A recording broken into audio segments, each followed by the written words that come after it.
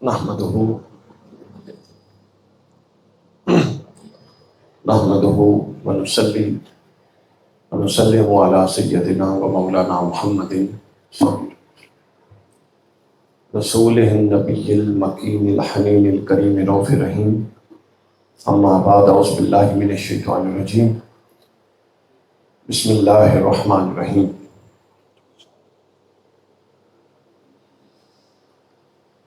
انما یرید اللہ لیذہب عنکم الرجس اہل البیت ویطہرکم تطہیرا. صدق اللہ العظیم. اللہ رب العزت کا شکر ہے کہ آج ہم عشرہ ذکر اہل البیت علیہ السلام کی چوتھی مجلس میں حاضر ہیں،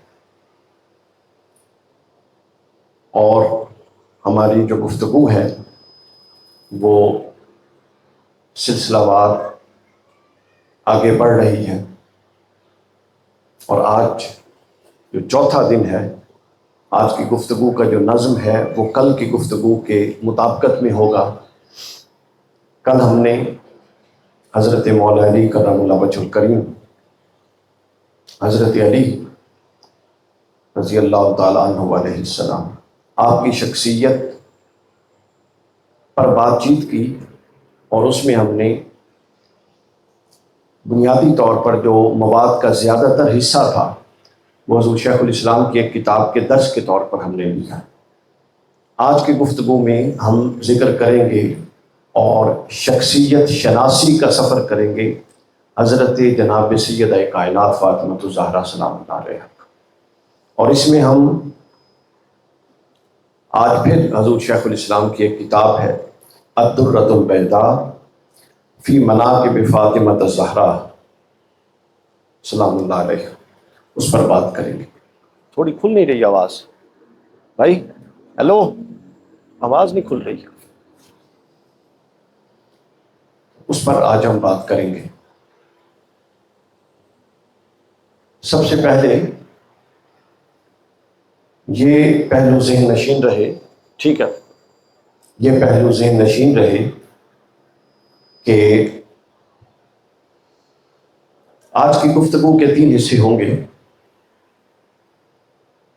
پہلا حصہ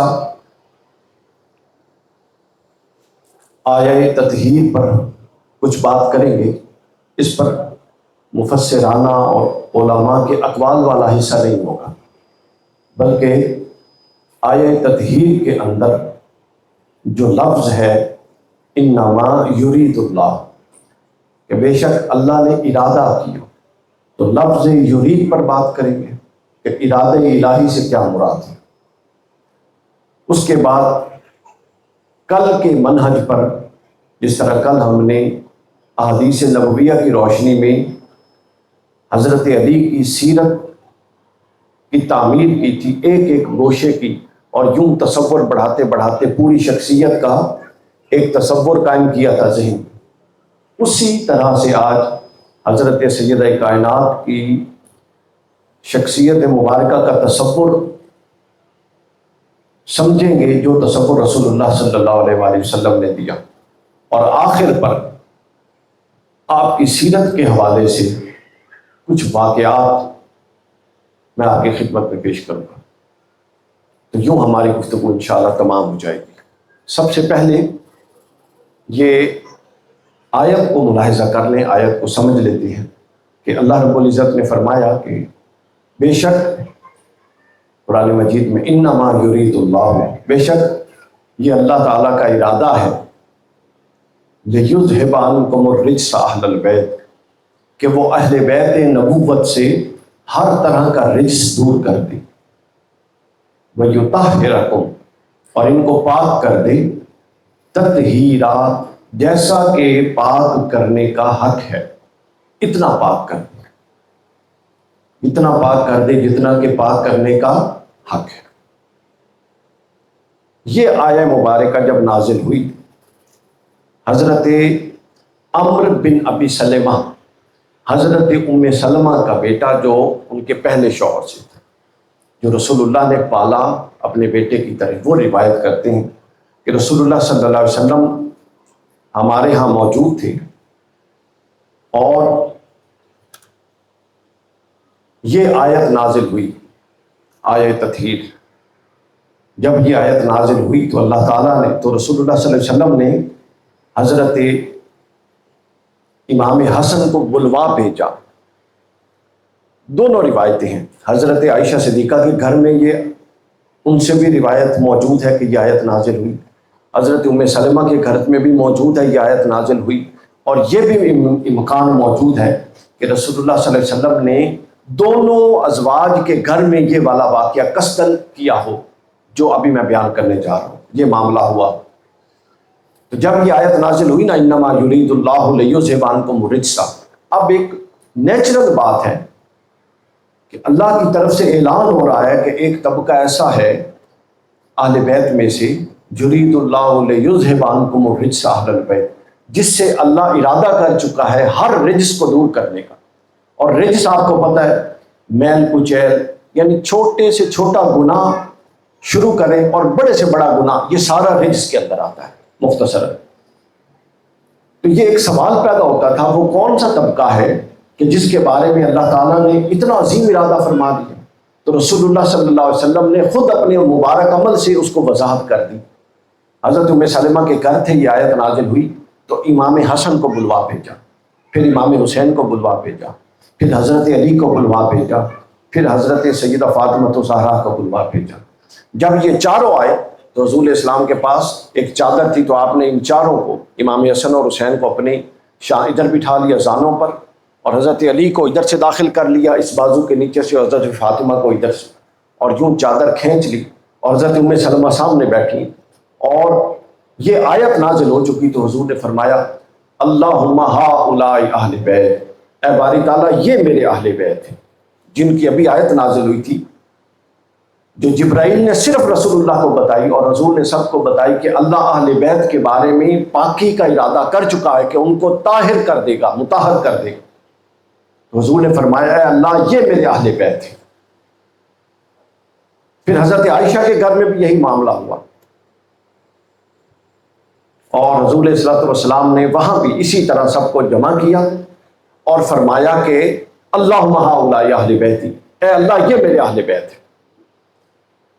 ابھی بھی حضور صلی اللہ علیہ وسلم کی تسلی نہیں ہوئی۔ دیکھیں نا، آیت نازل ہوئی گھر کے اندر، ایک زوجہ کے گھر میں بھی یہ واقعہ ہوا، اور اس زوجہ کو سمجھ آ گئی کہ یہ جو تطہیر کا باب ہے، آغاز میں ازواج بھی شامل اور اختتام ان اہل کساء کے ساتھ خاص ہو گیا، اس پر ہم دوسرے دن بات کر چکے ہیں۔ لیکن ابھی یہ بھی گھر کی ہی بات تھی نا، حضرت عائشہ کے گھر میں ہوا، حضرت ام سلمہ کے گھر میں ہوا، باہر نہیں ہوا۔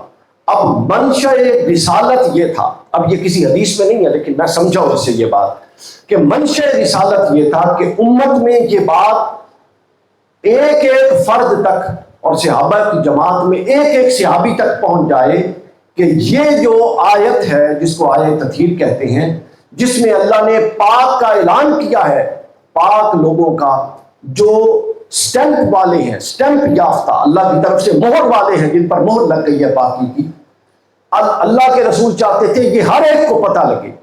اب اس کے لیے اقدام کیا اٹھایا؟ پہلے ایک زوجہ کے گھر، پھر دوسری، اب تیسرا سنی۔ حضرت انس بن مالک بیان کرتے ہیں، یہ ترمذی میں بھی ہے اور مسند احمد میں بھی ہے۔ ترمذی میں حدیث نمبر 3206 اور مسند احمد میں حدیث نمبر 200، تیسری جلد صفحہ نمبر 259 اور 285۔ پھر ابن ابی شیبہ یعنی مصنف میں سب نے تیسرا قدم یہ اٹھایا، ان انس بن مالک ان رسول اللہ صلی اللہ علیہ وسلم کان یمر باب فاطمہ 16 اشہر اذ خرج الی صلاۃ الفجر۔ اب مقصود یہ تھا کہ ہر ایک کو بتایا جائے کہ صاحب تطہیر کس کا گھرانہ ہے۔ تو حضور علیہ السلام نے اگلا قدم یہ اٹھایا، حضرت انس کہتے ہیں کہ 6 مہینے حضور کی یہ روٹین رہی کہ جب اپنے گھر سے نکلتے مسجد نبوی میں آنے سے پہلے رستے میں حضرت علی اور حضرت فاطمہ کا گھر تھا، وہاں کھڑے ہو جاتے اور اونچی آواز میں کہتے انما یرید اللہ لیذھب عنکم الرجس اہل البیت ویطہرکم تطہیرا، پوری آیت پڑھتے اور پھر فرماتے الصلاۃ الصلاۃ یا اہل بیت، اے میری اہل بیت اٹھو نماز کا وقت ہو گیا ہے۔ وہ آیت پڑھ کے اور اہل بیت کہہ کے اور نماز کے لیے جگا کے، نماز کے بہانے آتے جاتے ہر شخص کو یہ بتا دیا کہ جس کے بارے میں یہ آیت نازل ہوئی ہے وہ یہ والا گھر۔ ورنہ اس کا کوئی معنی سمجھ میں نہیں نہ آتا۔ تو یوں اس کا اعلان کر دیا۔ یہاں سے حضرت سیدہ فاطمہ کی ذات اور آپ کی معرفت کا باب ہم آغاز کرنے لگے۔ یعنی آپ دیکھیے سیدہ کائنات کی معرفت کا جو سفر ہے وہ رسول اللہ خود جاری فرما رہے ہیں اور لوگوں کو سمجھا رہے ہیں۔ یہ عمل یہ بتاتا ہے۔ اب یہاں ایک چھوٹا سا علمی نکتہ اس کو ہم سمجھ لیں، پھر ہم واپس اپنی بحث پر آ جائیں گے کہ یہاں پر جو اللہ نے فرمایا کہ انما یرید اللہ ارادہ کر چکا ہے، اس ارادے کا کیا مطلب ہے؟ دیکھیے اللہ تعالیٰ کے ارادے کی دو قسمیں، ایک ہوتا ہے ارادہ تکوینی اور ایک ہوتا ہے ارادہ تشریعی۔ ارادہ تکوینی بذمہ خدا ہوتا ہے، بندے نے کچھ نہیں کرنا ہوتا۔ قرآن نے کہا انما امرہ اذا اراد شیئا ان یقول لہ کن فیکون، وہ جو کہتا ہے کہ ہو جا تو وہ ہو جاتا ہے، یہ ارادہ تکوینی ہے۔ یہ کیا ہے؟ ایک بندہ پیچھے چلا جائے اور کرسیاں لگوا کے، یہ ارادہ تکوینی ہے۔ اور دوسرا ارادہ یہ ہوتا ہے کہ جس کو ارادہ تشریعی کہتے ہیں کہ رسول اللہ تعالیٰ ارادہ وہ بھی اللہ کا ہے، مگر اللہ اس ارادے کے لیے بندوں کو ایک لائحہ عمل دیتا ہے، اور وہ چاہتا ہے کہ بندے خود اس نظم پر چل کے میرا یہ ارادہ ڈیمونسٹریٹ کر دیں، پریکٹیکلی لوگوں کے سامنے ثابت کر دیں۔ میں آپ کو اس کی مثال دیتا ہوں، آپ ذرا بات کو مثال سے سمجھیں۔ حضرت ابراہیم علیہ السلام کو خلیل اللہ، یہ اللہ کے امر میں حضرت ابراہیم کا خلیل اللہ ہونا لکھا ہوا تھا کہ نہیں لکھا ہوا تھا؟ بتائیں۔ یہ ابراہیم کا خلیل اللہ ہونا یہ ارادہ تکوینی تھا، مگر خلیل اللہ بننے کے لیے آگ تک میں پھینکا جانا اور مصیبتیں اور اذیتیں برداشت کرنا، یہ وہ تشریعی اعمال تھے جن کے ذریعے ارادہ تشریعی ابراہیم علیہ السلام نے اس پورے مرحلے سے گزر کے اللہ کے اس ارادے کو ثابت کیا جو کہ تکوین میں ثابت طے شدہ تھا۔ تو جو تکوینی ہوتا ہے وہ اللہ کا عمل ہوتا ہے، اور جو تشریعی ہوتا ہے وہ بذمہ بندہ ہوتا ہے، اللہ لائحہ عمل دیتا ہے، اور اللہ یہ چاہتا ہے کہ میری اس چاہت کو اس طریقے سے پورا کیا جائے۔ یہ ہے۔ اب یہ آیت جو ہے انما یرید اللہ لیذھب عنکم الرجس، اس کے اندر دونوں ارادوں کا اشارہ ہے۔ ارادہ تکوینی یہ ہے کہ نص بتا رہی ہے کہ رسول اللہ صلی اللہ علیہ وسلم نے جو آیت پڑھی اور اللہ نے فرمایا کہ بے شک اللہ یہ ارادہ کر چکا ہے اہل بیت نبوت کہ تمہیں ہر طرح کے رجس سے دور رکھے گا، یہ اللہ ارادہ کر چکا ہے، یہ ارادہ تکوینی ہے۔ مگر اس آیت سے پہلے فرمایا وَقَرْنَ فِي بُيُوتِكُنَّ وَلَا تَبَرَّجْنَ وَأَقِمْنَ الصَّلَاةَ وَآتَيْنَ الزَّكَاةَ وَأَطِعْنَ اللَّهَ وَرَسُولَهُ، یہ جو اس سے پہلے چند چیزیں بتائیں یہ اشارہ ہے ارادہ تشریعی کی طرف کہ اللہ نے تو تمہیں پاک اور صاف اور ستھرا کر دیا ہے، مگر وہ یہ چاہتا ہے کہ ان اعمال پر چل کے تم دنیا کے سامنے اپنے کردار کو خود بھی ڈیمونسٹریٹ کرو اور ثابت کرو کہ اللہ کا ارادہ درست تھا۔ جس طرح میں نے بتایا ابراہیم علیہ السلام کی مثال دی کہ وہ خلیل اللہ تھے مگر انہوں نے سارا کچھ کر کے دکھایا۔ حضرت موسیٰ وہ کلیم اللہ تھے مگر انہوں نے سارا کچھ کر کے اپنا مقام ثابت کیا۔ رسول اللہ حبیب اللہ تھے مگر کوئی قانون حضور سے علیہ السلام کے لیے اللہ نے اس کو اٹھایا نہیں۔ احد میں زخم بھی آئے، طائف میں پتھر بھی لگے، سازشیں بھی ہوئی، انسانی سطح پر سارے جدوجہد ہوئی، لیکن ارادہ تکوینی یہ تھا کہ بالآخر اسلام غالب ہوگا، اور تشریعی پورا کا پورا ایک نظم تھا جس کے تحت وہ اللہ کا ارادہ پائے تکمیل تک پہنچے۔ اس بات کو آپ سمجھیں۔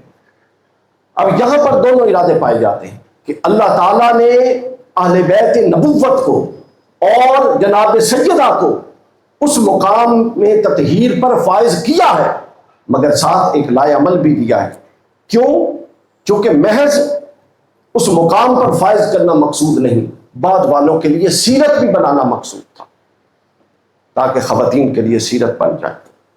اب ہم یہ پہلا حصہ میں نے کہا ہم تھوڑی سی آیت کا مطالعہ کریں گے، اس کے بعد اب ہم حضرت سیدہ کائنات کی شخصیت کا ایک ایک گوشہ احادیث کی روشنی میں کھولتے جائیں گے، اور آپ نے اس شخصیت کا تصور اپنے ذہن میں لانا ہے کہ جس کے کمالات کا یہ عالم ہے اس کی شخصیت کیسی ہو سکتی ہے۔ حضور صلی اللہ علیہ وسلم نے فرمایا، امام حاکم نے بیان کیا المستدرک میں، فرماتے ہیں کہ حضور نے حضرت فاطمہ سے فرمایا الا ترضین ان تکونی سیدۃ النساء العالمین و سیدۃ النساء هذه الامہ و سیدۃ النساء المؤمنین، اے فاطمہ کیا تو اس بات پہ راضی اور خوش نہیں ہے کہ تو دنیا جہان کی تمام عورتوں کی سردار ہے؟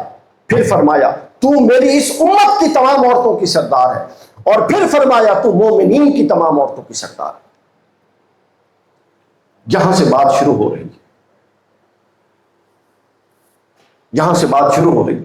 پھر حضرت سیدہ کائنات حضور علیہ الصلوۃ والسلام کی رازدار ہے، رازدار مصطفیٰ حضرت سیدہ فاطمہ الزہرا ہے، ایسا راز کہ جو کسی کو بھی نہیں معلوم تھا، حتیٰ کہ ازواج مطہرات کو بھی معلوم نہیں تھا، جو سر حضرت سیدہ فاطمہ الزہرا کو معلوم تھا۔ یعنی حضور علیہ السلام کی بارگاہ میں آپ کی قربت کا یہ عالم تھا کہ جو کسی سے نہیں شیئر کرتے تھے وہ حضرت فاطمہ سے شیئر کرتے تھے۔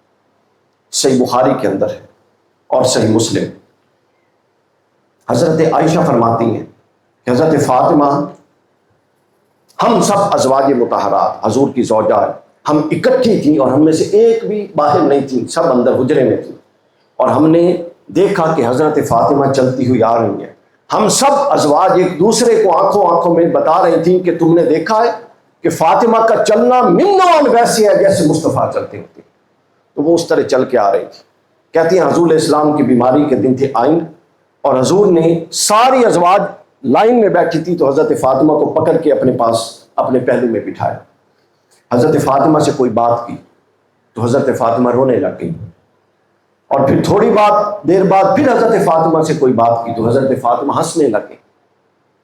یہ واقعہ ہوا، حضور کی موجودگی میں کسی کا مجال نہیں ہوئی کہ حضرت فاطمہ سے پوچھے۔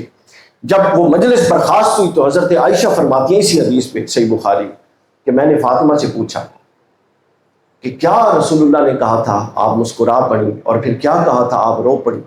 تو حضرت فاطمہ نے فرمایا کہ نہیں، یہ میرے اور بابا جان کے درمیان راز ہے، یہ میں نہیں نکال سکتی۔ انکار کر دیا، نہیں بتایا۔ یہ صحیح بخاری کے اندر۔ حتیٰ کہ وقت گزرتا گیا اور وہ وقت آیا کہ رسول اللہ صلی اللہ علیہ وسلم وصال فرما گئے۔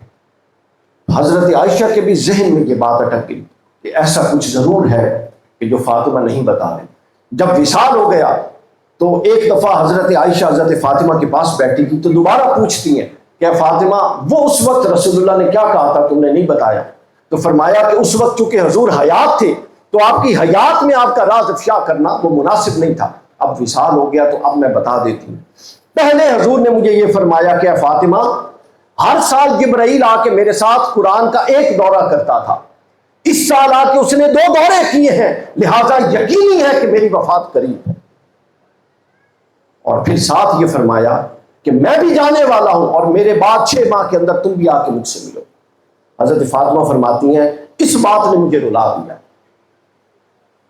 اور پھر جب میں روئی تو حضور نے پھر میرا بازو کھینچ کے اپنے قریب کیا اور فرمایا کہ اے فاطمہ، کیا تو اس پہ راضی نہیں ہے کہ تو جنتی عورتوں کی جتنی عورتیں جنت میں ہوں گی وہ جس بھی نبی کی امت سے ہوں، قیامت تک جتنی عورتیں جنت میں جائیں گی سب تیری سرداری میں ہوں گی اور تو سب کی سردار ہوگی، کیا تو اس پہ خوش نہیں ہے؟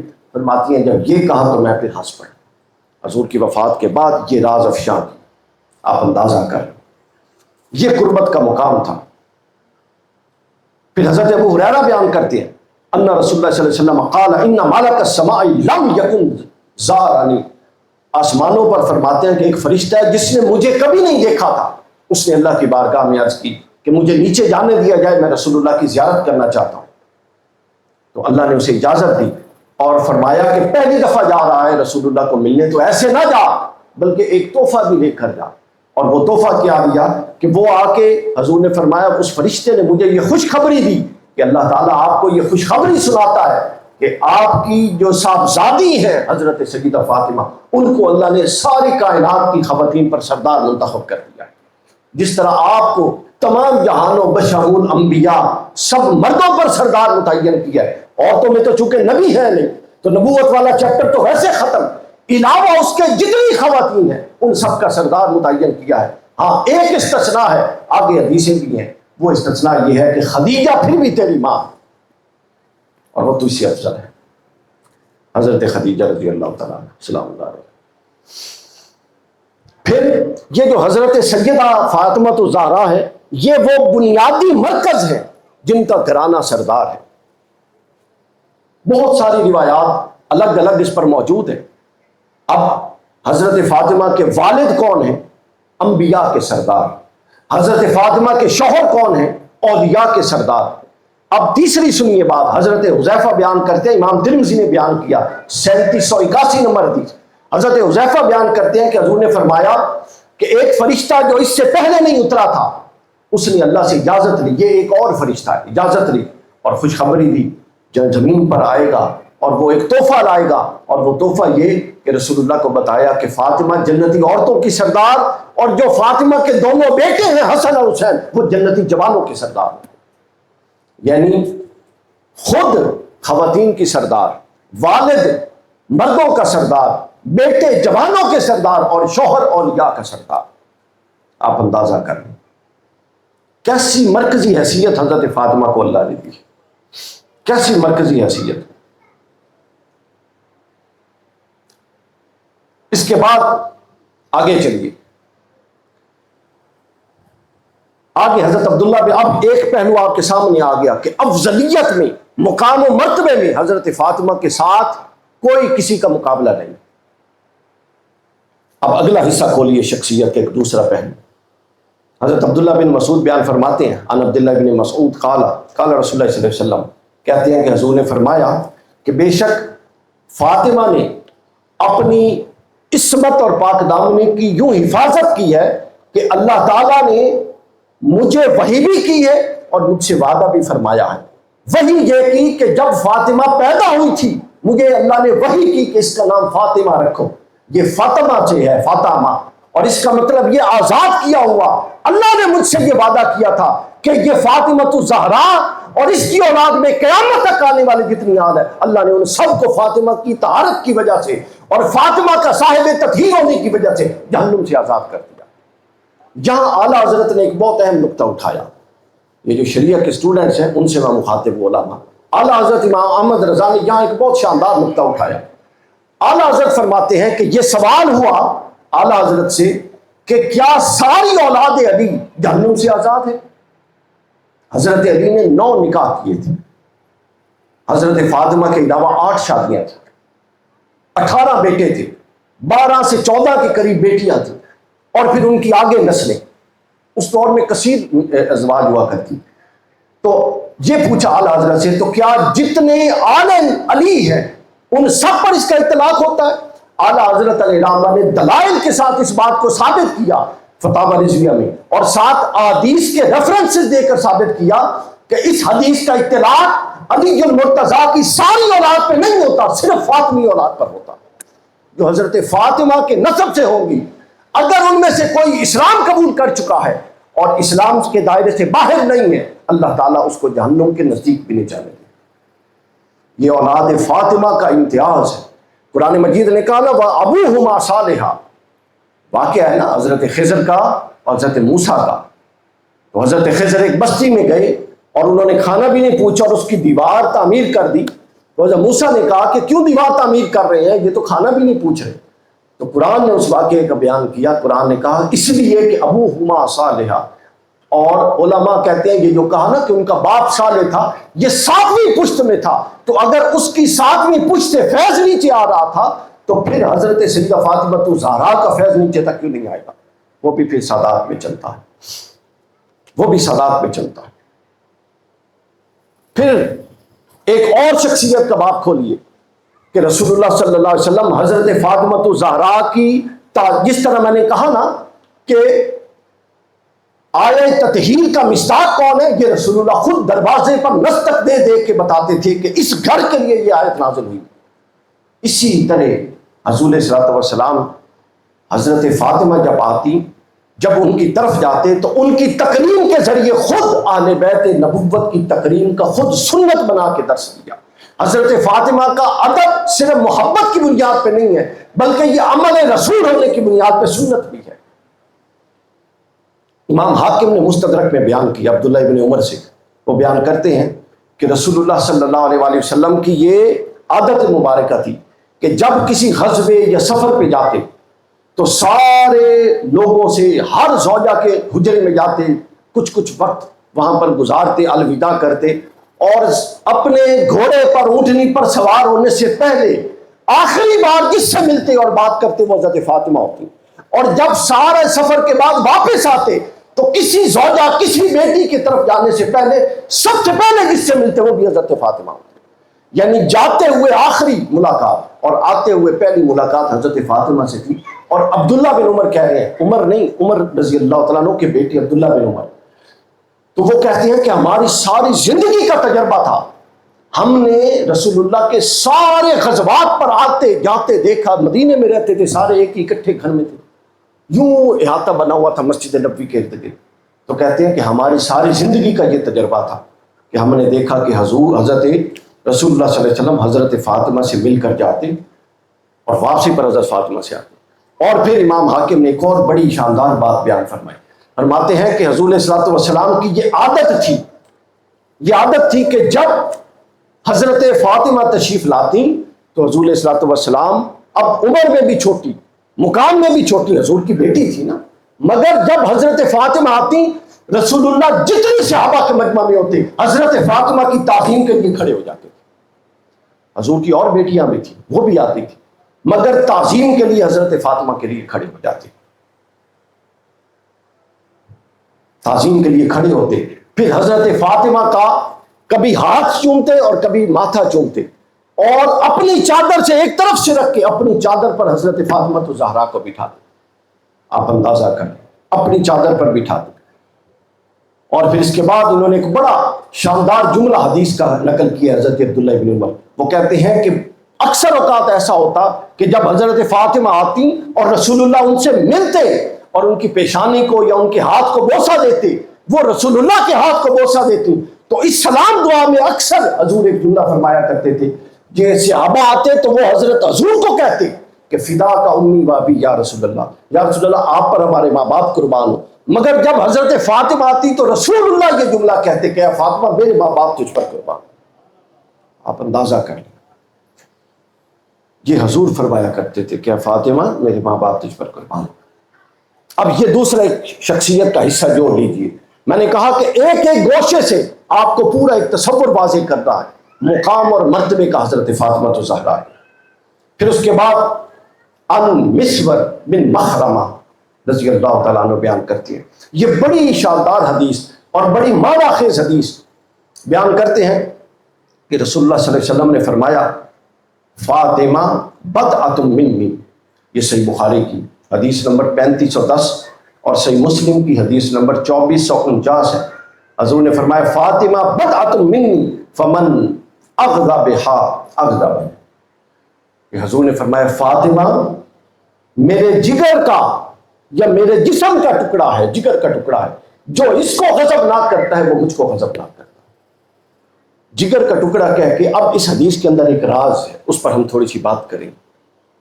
حضور علیہ الصلوۃ والسلام نے فرمایا فاطمہ میرے جگر کا ٹکڑا ہے، جگر انسان کے وجود کا حصہ ہے، تو گویا اس حدیث کی جب ہم شرح کریں گے تو حضور یہ فرما رہے ہیں کہ فاطمہ میرے وجود کا جزو ہے، میں کل ہوں اور فاطمہ اس کا جزو ہے، یعنی حضرت سیدہ کائنات جزو نبوت ہے، وجود نبوت کا جزو ہے، حضور علیہ الصلوۃ والسلام اس کا کل ہے اور حضرت فاطمہ اس کل کا جزو ہے۔ تو جو حکم مناطق سب نے منطق پڑھی ہوئی، جو حکم کل کا ہوتا ہے وہی حکم جزو کا ہوتا ہے، جب تک کہ جزو کل کے ساتھ قائم رہے، تو اس جزو کا کل کے ساتھ قیام ہمیشہ ہے۔ تو گویا اسی کل کا جو حکم ہے وہ جز کا حکم الا لا نبی بعدی کے علاوہ سارے احکام اس کے اندر ہے کہ اب نبوت نہیں ہے، مگر ختم نبوت کے بعد مزاج نبوت باقی ہے، ختم نبوت کے بعد جو نبوت کا فیضان ہے وہ باقی ہے، اور ختم نبوت کے بعد جو نبوت کا علم اور تباہر ہے وہ باقی ہے، اور وہ کس صورت میں باقی ہے؟ اہل بیت نبوت کی صورت میں باقی ہے، اہل بیت نبوت کی صورت میں باقی ہے۔ اور یہ میں نے اس دن بھی تھوڑی سی اس طرف اشارہ کیا تھا کہ میں نے کہا تھا کہ آپ خون رسول کی ایک بوند کے ساتھ اپنا تقابل نہیں کر سکتے، آپ کو علم ہو کہ یہ رسول اللہ کی خون مبارک کی بوند ہے، اس سے تقابل کریں گے نہیں کر سکتے۔ کرے گا کوئی یا تصور بھی کرے گا تو وہ کافر ہو جائے گا۔ رسول کے ساتھ ایک عام بندے کا کیا تقابل ہے؟ تو پھر جب رسول کے ساتھ تقابل نہیں ہے خون کے قطرے کے ساتھ، تو پھر اس کے ساتھ کیا تقابل کہ جس کی رگوں میں وہ خون دوڑتا ہے جو خون رسول ہے، جس کا گوشت رسول کا گوشت، جس کا خون رسول کا خون، جس کے اندر رسول اللہ کی تربیت بھی ہے اور رسول اللہ کا خون بھی، اس کے ساتھ کیا کسی کا تقابل ہو سکتا ہے؟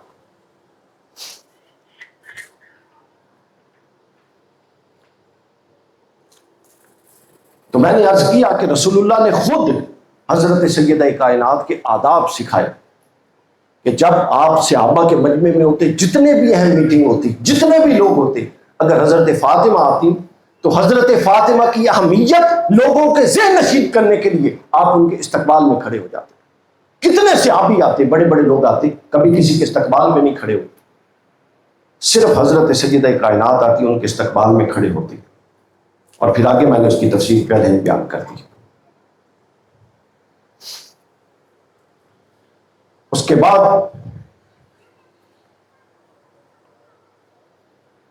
حضرت سیدہ کائنات جو تھی زمین پر رسول اللہ کی محبت کا مرکز تھی۔ حضرت جمی بن عمیر بیان کرتے ہیں کہ میں اپنی پھوپھی کے ہمراہ حضرت عائشہ کی خدمت میں حاضر ہوا اور پوچھا کہ حضور نبی اکرم صلی اللہ علیہ وآلہ وسلم کو سب سے محبوب اور پیارا کون تھا؟ تو ام المومنین نے فرمایا، حضرت عائشہ نے فرمایا، یہ امام ترمذی نے بیان کیا، حدیث نمبر 3874۔ امام ترمذی بیان کرتے ہیں کہ حضرت عائشہ نے فرمایا کہ رسول اللہ صلی اللہ علیہ وسلم کو خواتین میں سب سے زیادہ محبوب اپنی بیٹی فاطمہ تھی، اور مردوں میں سب سے زیادہ محبوب ان کے شوہر علی تھے۔ اور حضرت عائشہ نے پھر وہی ایک جملہ کہا، علی کسی کو محبوب کیوں نہ ہو، وہ تو دن میں روزے رکھنے والا اور رات کو جاگنے والا بندہ تھا۔ دن میں روزے رکھنے والا اور رات کو جاگنے والا بندہ تھا۔ حضرت ابو سلمہ بیان کرتے ہیں ترمذی کی حدیث 3819، ابو سلمہ کہتے ہیں کہ حضرت اسامہ بن زید نے مجھے بتایا کہ حضرت علی اور حضرت عباس حضور کے چچا اور علی حضور کے چچا کے بیٹے، یہ دونوں حضور کی بارگاہ میں حاضر ہوئے اور آ کے رسول اللہ صلی اللہ علیہ وسلم سے پوچھتے ہیں، کوئی سوال پوچھتے ہیں۔ حضرت انس جو تھے وہ دروازے پر کھڑے تھے، تو انہوں نے آ کے کہا کہ ہم نے اجازت چاہیے، کچھ پوچھنا ہے۔ حضرت انس وہ جو خادم باہر تھے وہ اندر آئے اجازت لینے، تو حضور نے فرمایا کہ انس ان سے پوچھا ہے کہ وہ کیا پوچھنے آئے ہیں؟ انہوں نے کہا یا رسول اللہ میں نے نہیں پوچھا۔ تو حضرت انس نے فرمایا کہ مجھے معلوم ہے وہ کیا پوچھنے آئے ہیں، ان کو اندر آنے دو۔ جب اندر آئے تو انہوں نے عرض کی یا رسول اللہ ہم یہ جاننا چاہتے ہیں اور یہ جاننے کے لیے حاضر ہوئے ہیں کہ اہل بیت میں، اب یہ جملہ بڑا غور طلب ہے، اہل بیت میں آپ کو کون محبوب ہے؟ اب وہ چچا تھے عباس، وہ یہ سمجھ رہے تھے کہ میرا نام آئے گا، ظاہر ہے میں باپ کا بھائی ہوں، باپ کا وصال ہو چکا ہے۔ اور حضرت علی جن کو خود بھائی بھی کہا تھا اور داماد بھی تھے، وہ سمجھ رہے تھے کہ میرا نام آئے گا۔ اب حضرت عباس اور حضرت علی آئے اور پوچھتے ہیں کہ ہم دونوں بھی اہل بیت میں سے ہیں، مگر کوئی ایک فرد بتائیے جو اہل بیت میں آپ کو سب سے محبوب ہو۔ حضور نے فرمایا جہاں فاطمہ الزہرا ہے وہاں کوئی بھی نہیں۔ حضرت علی سامنے بیٹھے تھے۔ پھر حضرت ابو ہریرہ بیان کرتے ہیں اندر کی بات، کہتے ہیں یہ تو چچا تھے نا عباس اور وہ، اب ایک دفعہ حضور گھر میں آئے اور حضرت علی اور حضرت فاطمہ تھیں ان کے گھر میں اور کھانا کھانے لگے۔ تو حضرت علی نے پوچھا، اب حضرت علی نے پرانی بات تو سنی ہوئی تھی، اب انہوں نے کہا کہ دوبارہ پوچھتے ہیں۔ حضرت علی نے دوبارہ پوچھا اور اب انہوں نے سوال بھی کھول دیا حضرت علی نے۔ حضرت علی فرماتے ہیں یا رسول اللہ یہ بتائیے آپ کو میں زیادہ محبوب ہوں یا فاطمہ زیادہ محبوب؟ اب بات کو کھول دیا، انہوں نے کہا کہ پردوں میں کتنی ایک دفعہ سوال کریں گے، کھول کے پوچھیے۔ حضرت حضور نے جب یہ سنا کہ اب تو یہ بات اس نے کھول دی ہے تو حضور نے فرمایا کہ علی فاطمہ مجھے تم سے زیادہ عزیز ہے اور تم مجھے فاطمہ سے زیادہ عزیز ہے۔ اب یہاں پر آ کے بات کو بیلنس کر دیا تو فرمایا کہ فاطمہ مجھے تم سے زیادہ عزیز ہے اور تم مجھے فاطمہ سے زیادہ عزیز ہو۔ آپ اندازہ کر لیں۔ پھر ایک تیسرا پہلو، اب ایک اگلا پہلو شخصیت مطہرہ کا، وہ تھا عادات، اور دو پہلو ہوتے ہیں شخصیت کے، ایک ہوتا ہے مانوی پہلو کہ عادات، اطوار اور اخلاق اور علم میں آپ کی مثل بچوں میں سے کون بنتا ہے، اور ایک ہوتا ہے ظاہری میں، ظاہری چال ڈھال میں، بیٹھنے اٹھنے میں، کھانے پینے میں آپ کی مثل کون بنتا ہے۔ یہ دو الگ مماثلتیں ہوتی ہیں۔ لیکن جب رسول اللہ صلی اللہ علیہ وسلم کی باری آئی تو حضرت ام المومنین حضرت عائشہ صدیقہ رضی اللہ تعالیٰ عنہ کہتی ہیں، یہ ترمذی کی حدیث نمبر 3882 کہتی ہے کہ رسول اللہ صلی اللہ علیہ وسلم کے علم کی بات ہو، حلم کی بات ہو، معرفت کی بات ہو، تو اس میں بھی سب سے زیادہ حضور اسلام کے بعد ان کی جو نمائندہ شخصیت ہے وہ حضرت فاطمہ ہے۔ اور عادات و اطوار کی بات ہو، بیٹھنے اٹھنے کی بات ہو، کھانے پینے کی بات ہو، تو اس میں بھی رسول اللہ کی سب سے زیادہ مشابہت حضرت فاطمہ کے ساتھ، یعنی کسی اور میں کوئی مقابل نہیں تھا رسول اللہ صلی اللہ علیہ وسلم مشابہت رکھنے میں۔ حضرت فاطمہ تھی، پھر حضرت فاطمہ کے بیٹوں میں حضرت امام حسن تھے۔ حدیث پاک میں ہے کہ ایک دفعہ حضرت فاطمہ امام حسن کو کھلا رہی تھی، جمعے کا دن تھا، کھلا رہی تھی جو جس طرح بچے کو اٹھا کے نا ہوا میں لہراتے ہیں، اور ساتھ فرما رہی تھی میں قسم اٹھاتی ہوں اے حسن تو اپنے باپ علی پر نہیں گیا بلکہ اپنے نانا مصطفیٰ پر گیا ہے، اور حضرت علی مسکرا رہے تھے۔ اب یہاں پر ایک اور حصہ اس کا شامل کرتے ہیں آپ کی شخصیت کا، اور اس کو سعید بن ابان کرشی بیان کرتے ہیں۔ حضرت سعید بن ابان بیان کرتے ہیں کہ عبداللہ بن حسن بن ابی طالب، توجہ میری طرف رکھیے، یہ ایک اور پہلو کہ جو حضرت سیدہ فاطمہ الزہرا کی رضا ہے، رسول اللہ صلی اللہ علیہ وسلم کی خوشی اور رضا اس کے ساتھ جڑی ہوئی ہے، اور جو حضرت فاطمہ کی ناراضگی یا حضرت فاطمہ کا غضب ہے، رسول اللہ کا غضب اس کے ساتھ جڑا ہوا، یہ الگ نہیں ہے دو چیزیں بلکہ اکٹھی ہیں۔ اب یہ غور طلب بات، یہ جو اب میں روایت آپ کو بیان کرنے لگا ہوں، بہت سارے اہل سنت محدثین نے، امام یوسف بن اسماعیل نبہانی نے اس کو بیان، بہت ساروں نے اس کو بیان کیا۔ یہ پتہ کس دور کی بات ہے؟ حضرت عمر بن عبد العزیز جب حکمران بنے تھے، دور بنو امیہ کا تھا، لیکن عمر بن عبد العزیز کا کردار بہت اعلیٰ تھا، اس لیے ان کو عمر ثانی خلیفہ راشد گنا جاتا ہے۔ سعید بن ابان بیان کرتے ہیں، اب ذہن میں رکھیے کہ جس دور میں بھی وہ چاہے بنو امیہ کا کوئی فرد کیوں نہ ہو، جس کا اہل بیت کے بارے میں ان کے مقام کی کلیئرٹی ہے، وہ ہر دور میں سمجھتا رہا کہ اہل بیت کی وجہ سے ہمیں کیا حاصل ہو سکتا۔ عمر بن عبد العزیز کی بات سنیں، عبداللہ بن حسن بن علی بن ابی طالب، حضرت امام حسن کا پوتا اور حضرت علی کا پڑپوتا، نام تھا عبداللہ۔ یہ کسی کام کے لیے حضرت عمر بن عبد العزیز کے پاس آتے ہیں۔ عمر بن عبد العزیز نے دیکھا، ظاہر سب جانتے تھے کہ حضرت علی کی اولاد سے ہیں، وہ اپنی مسند جو تھی خلافت کی مسند کرسی، اس سے اٹھ گئے، نیچے آئے، نیچے آ کے استقبال کیا، تھوڑا ایک طرف چلے گئے، کافی دیر کان میں بات چیت ہوتی رہی، جو ان کو ضرورت تھی وہ پوری کی، اور جاتے ہوئے حضرت عمر بن عبد العزیز نے یوں حضرت عبداللہ کے پیٹ میں یوں چونٹی کاٹی اور کان میں کچھ کہا، وہ ہنس کر ہاں میں جواب دے کے آگے چلے گئے۔ اب پیچھے جو وہ تھے، وہ جو خوشامدی ٹولہ ہوتا ہے نا، شاہ سے زیادہ شاہ کے وفادار ادھر ادھر ہوتے ہیں، وہ آگے، انہوں نے کہا جی آپ تو خلیفہ ہیں، آپ کیوں ایک عام بندے کے لیے کھڑے ہوئے؟ انہوں نے کہا کہ یہ عام بندہ نہیں تھا، یہ حضرت علی کی اولاد میں سے، حضرت فاطمہ کی اولاد میں سے تھا۔ انہوں نے کہا کہ اتنی آؤ بھگت کیوں کی؟ حضرت عمر بن عبد العزیز نے جو جواب دیا وہ سنیے۔ حضرت عمر بن عبد العزیز کہتے ہیں کہ میں نے ایک حدیث سنی ہے اور ثقہ راوی سے سنی ہے، اور اتنے مضبوط راوی سے سنی ہے کہ گویا کہ میں خود رسول اللہ سے سن رہا ہوں، اور میں نے یہ سنا کہ حضور نے فرمایا کہ فاطمہ میرے جسم کا حصہ ہے، جو فاطمہ کو خوش کرتا ہے وہ مجھے خوش کرتا ہے۔ وہ کہتے ہیں، پھر آگے کہتے ہیں کہ میں جانتا ہوں یہ جو ان کا بیٹا آیا تھا یہ جس مشکل میں تھا، اگر حضرت فاطمہ حیات ہوتی اور ان کو پتہ چلتا کہ میں نے ان کے بیٹے کا یہ مسئلہ حل کیا ہے، وہ میرے لیے دعا بھی کرتی اور خوش بھی ہوتی۔ اور پھر میں نے ایک حدیث یہ سنی کہ اہل بیت نبوت کے ہر فرد کو قیامت کے دن شفاعت کا حق دیا جائے گا۔ کام مکمل کر کے اس شخص سے میں نے وعدہ لیا کہ بتا، جب قیامت کے دن تم آل رسول کھڑے ہو کے شفاعت کرو گے، مجھے شفاعت کے ساتھ لے جاؤ گے کہ نہیں لے جاؤ گے؟ یہ مجھ سے وعدہ کر کے گیا۔ یہ حضرت عمر بن عبد العزیز کا عقیدہ تھا، آپ اندازہ کر۔ پھر آگے حضرت مصر بن مخرمہ بیان کرتے ہیں، جس طرح میں نے پہلے عرض کیا نا کہ حضرت فاطمہ کا جو غضب تھا وہ رسول اللہ کا غضب، حضور علیہ الصلوۃ والسلام نے فرمایا کہ جو چیز فاطمہ کو ناراض کرتی ہے وہ مجھے اذیت دیتی ہے، جو چیز فاطمہ کو غضبناک کرتی ہے وہ مجھے غضبناک کرتی ہے، جو چیز فاطمہ جس سے راضی ہوتی ہے گویا کہ اس کے میں راضی ہو جاؤں، جس سے فاطمہ سے جو محبت کرتا ہے گویا کہ وہ مجھ سے محبت کرتا ہے، جس نے فاطمہ کے خلاف یا اس کے گھر کے خلاف کوئی سازش کی گویا کہ اس نے نبی کے خلاف سازش کی، جس سے فاطمہ نے صلح کی اس سے رسول نے صلح کی، جس سے فاطمہ نے لڑائی کی اس سے رسول نے لڑائی کی، اور جس نے فاطمہ کو تکلیف دی اس نے رسول کو تکلیف دی، جس نے فاطمہ کو مشقت میں ڈالا اس نے محمد رسول اللہ کو مشقت میں ڈالا، اور جس نے فاطمہ کو ستایا اس نے محمد رسول اللہ کو ستایا۔ یہ سب حدیثیں ہیں ایک ایک جملے میں جو میں نے بیان کی، ایک ایک جملے کو میں نے بیان کی۔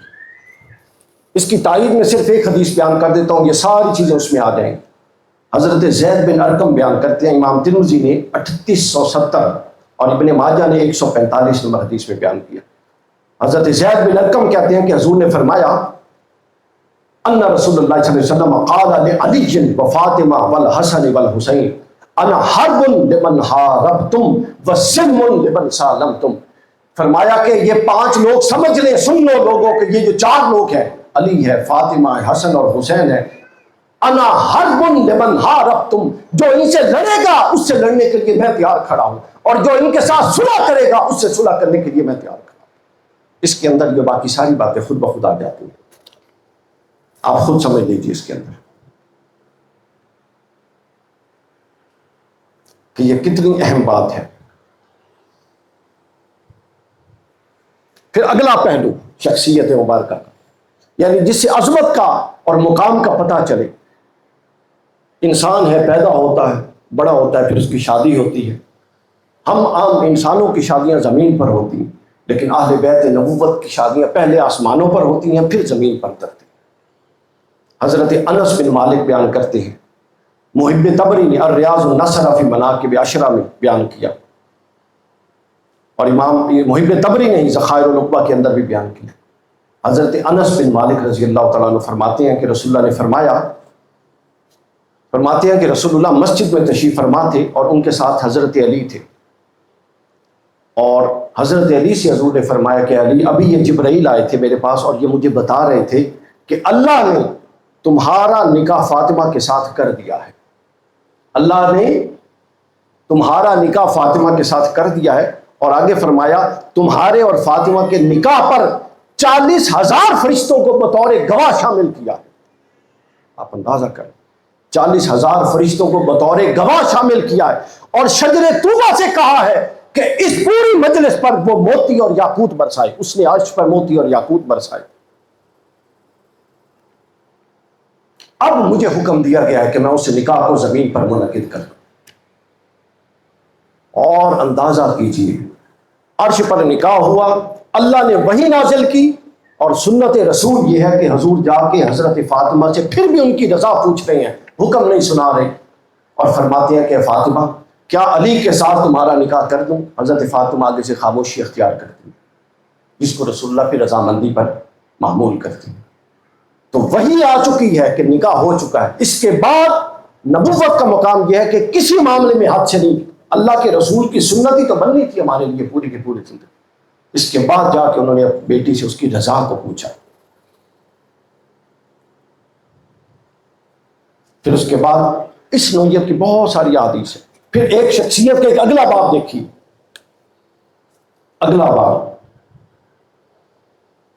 کہ جب نکاح ہو گیا، حضور حضرت علی اپنے حجرے میں آئے حضرت فاطمہ والے، تو حضرت حضور نے حضرت علی اور حضرت فاطمہ دونوں کو بلوایا، پانی کا ایک پیالہ منگوایا، اور پانی کا پیالے پر کچھ پڑا، اور پھر اس پر پھونک کر اس پانی کے چھینٹے حضرت علی پر بھی پھینکے، حضرت فاطمہ پر بھی پھینکے، اور اللہ تعالیٰ سے دعا کی کہ باری تعالیٰ ان کی جو اولاد ہے، یہ بنیاد رکھی جا رہی تھی آیہ تطہیر کی، فرمایا اللہ ان کی جو اولاد ہوگی شیطان مردود کو اس سے دور کر دیا، یعنی شیطان کبھی نہ ان کی راہ میں آئے، نہ ان کو گمراہ کرے، نہ ان کو بھٹکائے، اس سے دور کر دے۔ پھر ایسا ہی ہوا، اور پھر آیہ تطہیر میں وہ حکم حتمی طور پہ ہمارے سامنے آ گئے۔ حضرت سیدہ کائنات کا رسول اللہ کے ساتھ ایک ایسا غیر معمولی تعلق تھا کہ جس کی کوئی اور مثال نہیں ملتی. آپ دیکھیں نا قرآن نے 4 نکاح کی اجازت تو دی ہے، یعنی حکم نہیں ہے، اجازت ہے.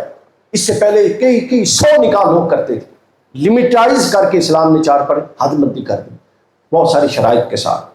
اب حضرت علی کا ایک ٹائم سنیے. حضرت مصر بن مخرمہ بیان کرتے ہیں کہ ابو جہل یہ چاہتا تھا، ہشام بن مغیرہ وہ یہ چاہتا تھا کہ حضرت علی کے ساتھ اس کی بیٹی کا بھی نکاح ہو جائے، چونکہ حضرت علی کا عرب میں بڑا مقام اور مرتبہ تھا بہادری کے حوالے سے.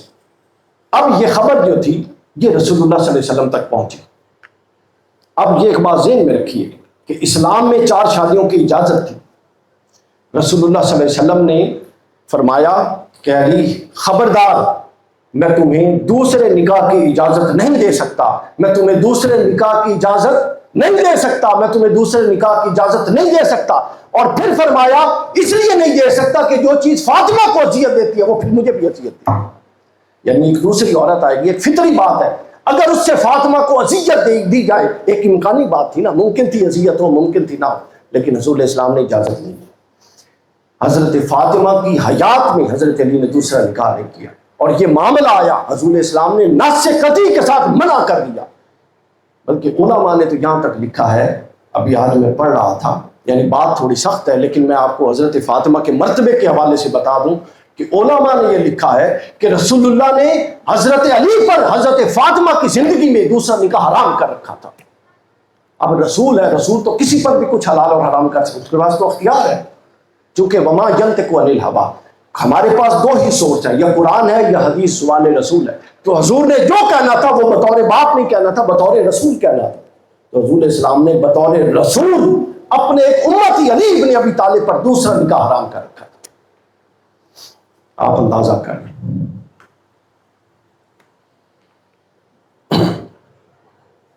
اب میں نے آپ کو بتایا نا کہ حضرت فاطمہ کے لیے اللہ نے بہت سارے، یعنی اللہ اور اللہ کے رسول نے اصول اپنے محبوبوں کے لیے وہ اصول بدل دیتا ہے. مثلا آپ دیکھیے، آپ نے سنا ہوا ہے اور تجربہ ہے کہ پانی ڈبوتا ہے، لیکن جب موسیٰ کو بچانا ہو تو پانی نہیں ڈبوتا، پانی رستہ دے دیتا ہے. آپ کو تجربہ ہے کہ آگ جلاتی ہے، تجربہ ہے، لیکن آگ ابراہیم کو نہیں جلاتی، چونکہ آگ کا مالک اس کے اندر سے یہ حکم سلب کر لیتا ہے جلانے کا کہ وہ نہیں جلائے گی، وہ گلزار بن جاتی. یعنی یہ سب تاثیرات اب ہمارے جسم بوسیدہ ہوتے ہیں کہ نہیں ہوتے، لیکن اصحاب کہف کا جسم 309 سال بوسیدہ نہیں ہوتا، چونکہ اللہ ان پر سے وہ قانون اٹھا لیتا ہے. اللہ اور اس کے رسول کے پاس اختیار ہے. بالکل اسی طرح حضرت فاطمہ کے منصب کو اسٹیبلش کرنے کے لیے ایک اور حکم رسول اللہ نے اٹھایا، اور وہ کیا تھا؟ حضور نے فرمایا کہ قیامت سے اب تک مجھ تک اور پھر میرے بعد تک اصول ایک ہی رہے گا کہ نسل ہمیشہ مرد سے چلے گی، اور جو مرد ہوگا اس کی نسب کو گنا جائے گا، مگر سوائے فاطمہ کے میری نسل میرے بیٹے سے نہیں بلکہ فاطمہ سے چلے گی. قانون ہی بدل دیا پورا کا پورا. اور اس دور میں کچھ لوگوں نے کہا تھا کہ یہ حسن بن علی ہے اور حسین بن علی ہے، یہ اپنے آپ کو رسول اللہ کے بیٹے کیوں کہتے ہیں؟ تو حضور علیہ الصلوۃ والسلام تک یہ بات کسی نے پہنچائی، حضور جلال میں آ گئے، حضور نے فرمایا فَهُوَ كَذَّابٌ وَكَذَّابٌ وَكَذَّابٌ، وہ کذاب ہے دنیا میں بھی اور آخرت میں جو یہ کہے کہ حسن اور حسین علی کے بیٹے ہیں، میرے نہیں ہیں. وہ علی کے بھی بیٹے ہیں اور میرے بھی بیٹے ہیں. بلکہ میں آپ کو ایک لطف کی بات بتاؤں، یہ تاریخی نقطہ نظر سے ہمیں تاریخ بتاتی ہے کہ علی کے بیٹے ہیں، مگر قرآن کہتا ہے آیہ مباہلہ میں ابناءنا وابناءکم، قرآن کہتا ہے یہ رسول اللہ کے بیٹے.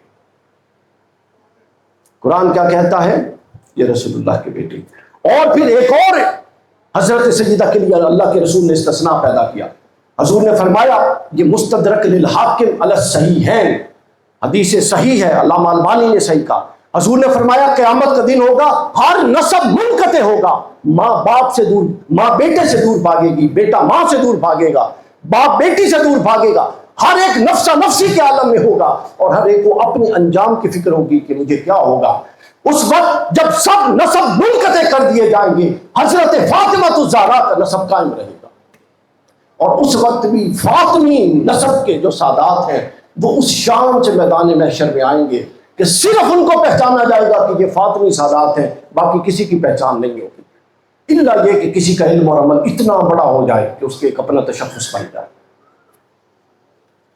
تو قیامت کے دن یہ منصب ہوگا، آپ اندازہ کر لیں۔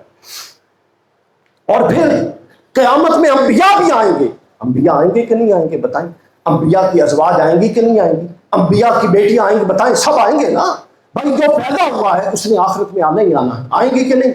لیکن آپ نے کبھی سنا ہے کہ کسی کو محشر میں پروٹوکول دلوایا جا رہا ہو سوائے حضرت فاطمہ کی؟ حدیث صحیح ہے کہ جب میدان محشر سے حضرت فاطمہ نے آنا ہوگا، ایک اعلان ہوگا کہ اہل محشر اپنی نظریں جھکائیں، فاطمہ بنت محمد نے جانا۔ 70,000 حوروں کے جرمٹ میں، سبز چادر میں حضرت فاطمہ میدان محشر سے گزر کے جنت میں جائیں گی۔ آپ اندازہ کریں، 70,000 حوروں کے جرمٹ میں، اور یہ پروٹوکول حضرت فاطمہ کے علاوہ کسی کے لیے نہیں ہوگا۔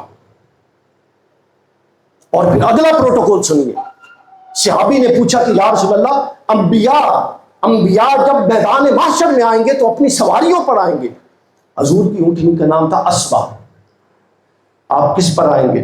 حضور نے فرمایا میں براق پر آؤں گا، میری اسبا پر فاطمہ سوار ہو کے آئے گی، اور میں پیچھے ہوں گا میدان محشر میں، فاطمہ کی اسبا آگے آگے ہوگی۔ یعنی اور یہ دیکھیے کتنے پروٹوکولز ہیں آخرت کے۔ پھر آگے سنیے، ابن عباس، عبداللہ ابن عباس کہتے ہیں کہ حضور صلی اللہ علیہ وسلم نے فرمایا کہ میں علم کا ترازو ہوں، یہ غور طلب حدیث ہے، علم کا ترازو ہوں، علی اس کے پلڑے ہیں جس میں عمل رکھے جاتے ہیں، حسن اور حسین ان پلڑوں کی رسیاں ہیں جس سے وہ باندھا جائے گا، اور میرے بعد آنے والے اہل بیت کے امام اور اہل بیت کے افراد وہ عمودی سلاخیں ہیں، اور اس ترازو کے ذریعے تمہارے اعمال کو تولا جائے گا، ان ترازوں کے ذریعے تمہارے اعمال کو تولا جائے گا۔ اور پھر اگلا آخرت کا پروٹوکول دیکھیے، حضرت علی بیان کرتے ہیں کہ حضور نے فرمایا کہ میدان محشر میں جب ہر کوئی نفسا نفسی کے عالم میں ہوگا اور مشکل میں ہوگا اور پھنسا ہوا ہوگا، فرمایا اے علی، تو، میں، فاطمہ، حسن اور حسین اور ان سے محبت کرنے والے عرش کے نیچے گنبد میں ضیافت میں مصروف ہوں گے، تا وقت کہ لوگ میدان محشر میں اپنے حساب و کتاب دے رہے ہیں۔ آپ اندازہ کر لیں، یہ وہ مقام و مرتبہ تھا جو اللہ کی بارگاہ سے اور رسول اللہ صلی اللہ علیہ وسلم کی بارگاہ سے حضرت سیدہ کو ملا۔ اب تھوڑا آخر میں 2-3 واقعات اور تاکہ ان کی سیرت کا بھی ایک عکس ہمارے سامنے آ جائے۔ امام حسن بیان کرتے ہیں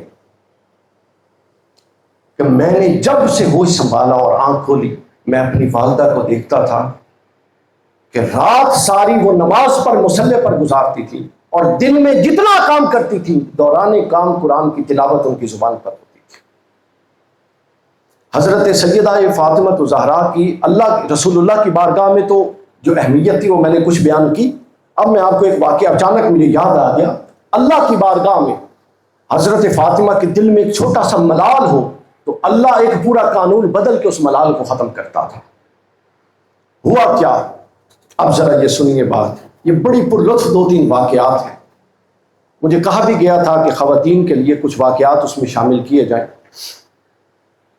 حضرت ایک دفعہ حضور خدمت میں بیٹھے تھے اور حضرت سلیمان علیہ السلام، اللہ کے نبی، ان کی بیٹی کا واقعہ بیان کیا اور فرمایا کہ حضرت سلیمان نے اپنی بیٹی کو جہیز میں بے شمار سامان دیا اور اپنے داماد کے لیے ایک بیش قیمت تاج بنوایا جس تاج میں 700 موتی لگے ہوئے تھے۔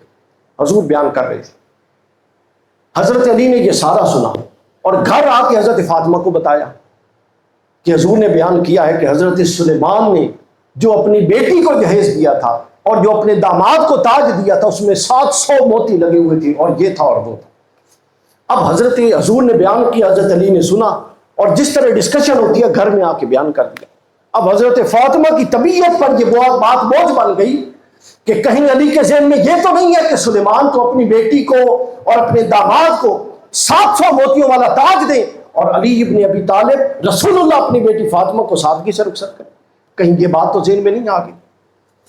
اب یہ بات ذہن میں تھی، حضرت فاطمہ نے اظہار نہیں کیا اور سو گئے۔ جب سوئے تو حضرت علی نے رات کو خواب دیکھا کہ جنت میں ہے، حضرت فاطمہ جنت کی شہزادی کے طور پہ جا رہی ہیں اور ہزاروں خواتین خادمائیں دائیں اور بائیں کھڑی ہیں۔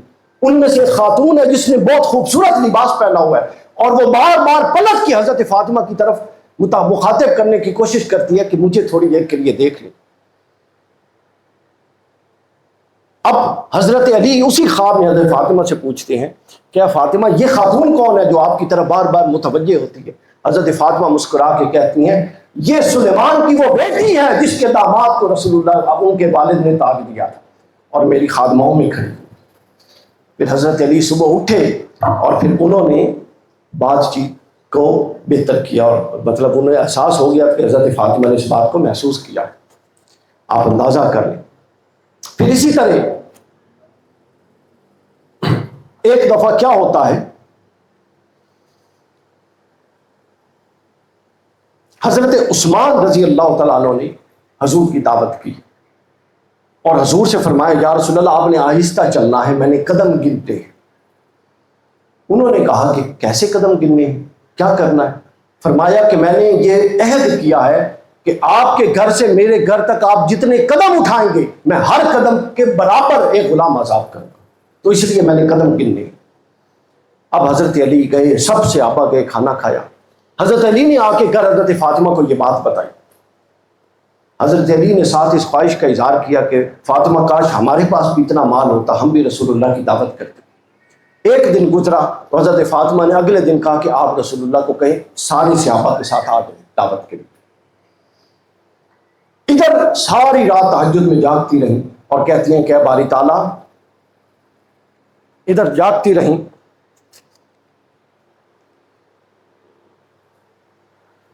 یہ ادھر فیضان صاحب سے پوچھیں، ٹائم بڑھانے کی ہے تو بڑھا لیں 5-10 منٹ.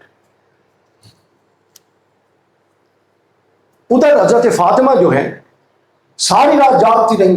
ادھر صبح حضور کو پیغام بھجوا دیا، حضور علیہ السلام آ گئے تو جو کچھ تھا وہ تھوڑا بہت ہانڈی میں رکھ کے ہانڈی کو آگ پر چڑھا دیا اور اللہ سے دعا مانگتے رہیں کہ باری تعالیٰ میں نے تیرے محبوب اور اس کے ساتھیوں کو کھانے پر بلایا ہے، اگر مریم کے لیے کھانا آ سکتا تھا تو آج فاطمہ کے لیے بھی بھیج. اب سارے صحابہ آ گئے. کیا ہوا؟ کھانا ڈال کے دیتے رہے. 100 سے بھی زائد تعداد تھی، ایک ہانڈی تھی، سب نے کھا لیا اور ہانڈی پھر اسی طرح ابلتی رہ گئی جس طرح کی تھی. اب یہ حصہ تو پورا ہو گیا. دوسرا حصہ حضرت عثمان نے ہر قدم پہ غلام آزاد کیا تھا، یہ بھی آپ کے ذہن میں تھا، اس کا کیا حل کیا جائے؟ تو آپ نے مصلے پہ بیٹھ کے دعا کی کہ باری تعالیٰ اللہ کے رسول کے ایک غلام نے تو ہر ایک کے برابر، ہر قدم کے برابر ایک صحابی اور ایک غلام آزاد کیا تھا، تو میں تیری بارگاہ میں یہ دعا کرتی ہوں کہ جتنے قدم حضور نے ہمارے گھر کی طرف آتے ہوئے اٹھائے، ہر قدم کے بدلے ایک ایسا حضور کا امتی جس پر جہنم واجب ہو جائے اس کو جنت میں داخل کر دے. اچھا یہ دعا کی. اب ہوا کیا؟ تھوڑی دیر بعد تھوڑی بات ہو رہی تھی، ادھر یہ دعا اندر ہو رہی تھی، باہر حضور بیٹھے تھے، صحابہ کے ساتھ کھانا ہو چکا تھا. تو حضور علیہ الصلوۃ والسلام کی طبیعت میں اضطراب آیا اور ماتھے سے پسینے کے قطرے ڈوبنے لگے. تو جو قریبی لوگ تھے وہ سمجھ گئے کہ یہ وحی آ رہی ہے. تو وحی آئی. تو وحی آنے کے بعد حضور نے، صحابہ نے پوچھا کیا ہوا؟ تو حضور نے فرمایا کہ اندر سے فاطمہ کو بلائیں. فاطمہ کو بلایا گیا تو حضور نے فرمایا کہ فاطمہ جو تو نے دعا کی تھی اللہ نے وہ قبول کر لی ہے، مگر اس سے بہت بڑھا کے تو نے تو یہ دعا کی تھی کہ جتنے قدم میں نے اٹھائے ہیں ہر قدم کے بدلے ایک شخص کو جہنم سے آزادی ملے. اللہ نے مجھ سے بذریعہ جبرائیل یہ اطلاع دی کہ میں نے ہر قدم کے بدلے میں 1000 وہ امتی جس پر جہنم واجب ہو چکی تھی اس کو بخش دیا، اس کو بخش دیا ہے. آپ اندازہ کریں. بس آخری بات، ایک دفعہ چونکہ مدینہ میں جو سب سے بڑی کمیونٹی تھی مسلمانوں کے بعد وہ یہود کی تھی، تو یہودیوں میں ایک شادی تھی.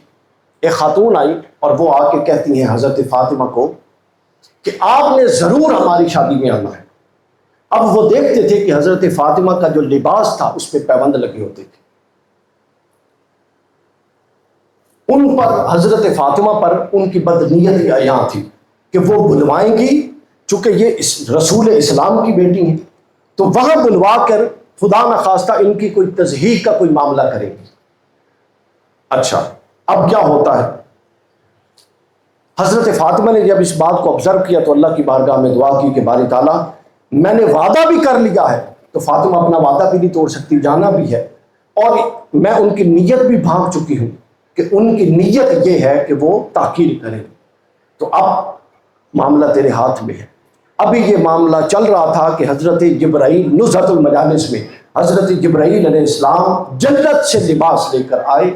حضرت فاطمہ نے وہ لباس زیب تن کیا اور جب پہن کر وہ یہودیوں کی مجلس میں گئیں تو روایت میں لکھا ہے کہ حضرت فاطمہ کے دوپٹے کے پلو سے وہ نور اور روشنی نکل رہی تھی جس سے وہ یہودی عورتیں مرعوب ہو گئیں اور کہتی ہیں کہ فاطمہ صحیح بتاؤ، ہم نے مدینہ میں تو کوئی ایسا بازار نہیں دیکھا جہاں سے یہ والا کپڑا ملتا ہو. حضرت فاطمہ نے کہا یہ جنت سے آیا ہے. وہ ساری کی ساری جنہوں نے تحقیر کے لیے بلایا تھا قدموں میں بیٹھ گئی اور پورے قبیلے نے اسلام قبول کر لیا. اگلے دن ان کے مردوں نے بھی اسلام قبول کر لیا. اگلے دن ان کے مردوں نے بھی سب کے سب نے اسلام قبول کر لیا.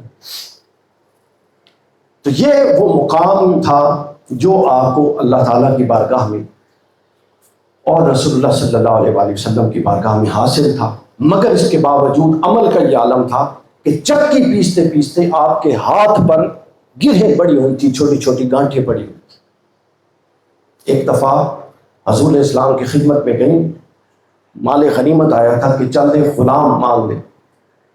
تو جب غلام طلب کیے تو حضور نے فرمایا کہ فاطمہ ان غلاموں سے بہتر نہ تجھے کچھ عطا کروں؟ انہوں نے کہا جی بہتر عطا کر دیں. فرمایا تو ہر نماز کے بعد 33 مرتبہ سبحان اللہ، 33 مرتبہ الحمدللہ اور 34 مرتبہ اللہ اکبر کہا کر، جس کو تسبیحات فاطمہ کے. فرمایا یہ غلام سے بہت بہتر ہے تیرے. حضور اسلام نے اتنے مقام و مرتبے کے باوجود اپنی بیٹی کو گھر کے کام کے حوالے سے حوصلہ شکنی نہیں کی اور نہ کوئی رعایت دی، بلکہ اس کنونس کر کے واپس بھیجا ایک اور روحانی چیز دے کر. حضرت فاطمہ اپنے ہاتھ سے چکی چلایا کرتی تھی. حضرت فاطمہ خود پانی بھرا کرتی تھی، گھر کے سارے کام کرتی تھی. اس کے ساتھ یہ مقام اور مرتبہ ہے. عظمت یہ ہوتی ہے کہ بندہ جتنا اونچا ہوتا جاتا ہے حقیقتاً وہ اتنا پانی بنتا جاتا ہے، ملائم ہوتا جاتا ہے، اس سے ڈیلنگ اتنی آسان ہوتی جاتی ہے. تو یہ اہل بیت اطہار کی سیرتیں ہیں اور یہ اہل بیت اطہار. یہ وجہ ہے کہ رسول اللہ صلی اللہ علیہ وسلم نے فرمایا کہ جو فاطمہ کو غضبناک کرتا ہے وہ مجھے غضبناک کرتا ہے. حضور صلی اللہ علیہ کا قلب اطہر حضرت سیدہ کے ساتھ دھڑکتا تھا اور حضرت سیدہ کی ہر تکلیف پر آپ پریشان ہو جایا کرتے تھے. اور پھر بس آخری ایک بات، حضرت مجدد الف ثانی رحمت اچانک میرے ذہن میں آ گئی. حضرت مجدد الف ثانی نقش بندیوں کے شیخ ہیں، بہت بڑے بزرگ. حضرت مجدد الف ثانی اپنے باپ اپنے والد کے حوالے سے بیان کرتے ہیں کہ ان کے والد ان کو کہتے تھے کہ حضرت سیدہ فاطمہ کی محبت جان کنی میں آسانی کرتی ہے. میری بات سمجھ رہی ہیں؟ یعنی جب موت کا نزع کا وقت آتا ہے تو جس کی محبت حضرت فاطمہ سے زیادہ ہو اس کے لیے معاملات بڑے آسان ہو جاتے ہیں. اب کیا ہوا، حضرت مجدد الف ثانی کہتے ہیں جب میرے والد کا وقت تھا میں پاس کھڑا تھا. اب میں نے ان سے پوچھا کہ آپ تو یہ کہتے ہیں، اب بتائیے، اور آپ ہر وقت محبت اہل بیت میں رہتے تھے، اب آپ کا وہ وقت ہے تو آپ کو کیا آسانی ہو رہی ہے؟ تو حضرت مجدد الف ثانی کہتے ہیں کہ میرے والد نے مجھے کہا بیٹا یہ تو مجھے بتا رہا ہے نزع کا وقت ہے، سیدہ کی محبت کے طفیل میرا دل یوں لگ رہا ہے کہ اللہ کے انوار اور تجلیات کے اندر ہے، اور تیرے بتانے سے مجھے پتہ چلا ہے کہ میرا آخری وقت ہے، اور میں تمہیں وصیت کرتا ہوں کہ اہل بیت کی محبت کو دل میں سنبھال کے رکھنا. اور یہ حسن خاتمہ کا لفظ استعمال ہوتا ہے. حسن خاتمہ صرف موت میں آسانی نہیں، موت کے بعد انجام کیا ہے یہ بھی تو ایک اہم معاملہ ہے. تو گویا محبت اہل بیت اور محبت سیدہ صرف موت میں آسانی نہیں کرتی روح کے نکلنے میں، بلکہ حسن خاتمہ میں بھی مددگار ہوتی ہے. اللہ تعالیٰ اہل بیت اطہار کی نبوت اور ان کی سیرتوں پر ہمیں عمل کرنے کی توفیق عطا فرمائے. وما علینا